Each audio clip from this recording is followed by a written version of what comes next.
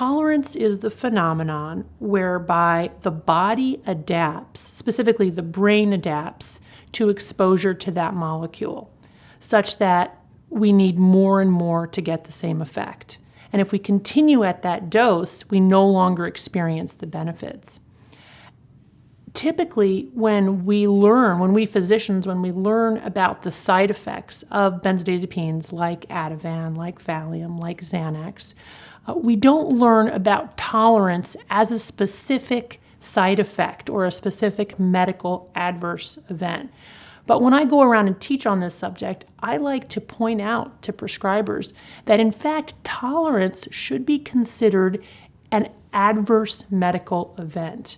Because what it means is that once the patient has developed tolerance to a drug, that means no matter how high you go, eventually you will get to a place again and again where the drug will stop working. And of course, we know that many of the risks associated with benzodiazepines like Ativan and Valium are increased as the dose gets higher. So what I say to physicians is if you put a patient on a benzodiazepine and you find that they develop tolerance to that benzodiazepine, as in it doesn't work as well as it used to, the answer to that is not to go up on the dose. In fact, the answer to that is to go off of the medication.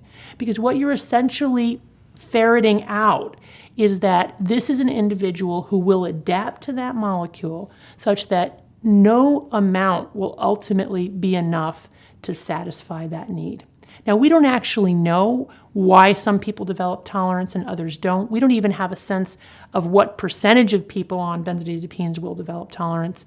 Data out there show roughly a quarter of people will develop tolerance, but I don't think we can really trust those numbers because it's been actively not studied, very oddly. But we need data on that because we do know, in fact, that some people oddly don't develop tolerance and can be on a stable dose for a long period of time and continue to benefit. But most people in my clinical experience will develop tolerance to the benzodiazepine over time. For some people, it will take 2 weeks. For some people, it will take 2 years. For some people, it will take 2 decades. But eventually, most people will find that the drug, the Ativan or the Valium or the Xanax, basically doesn't work for them anymore.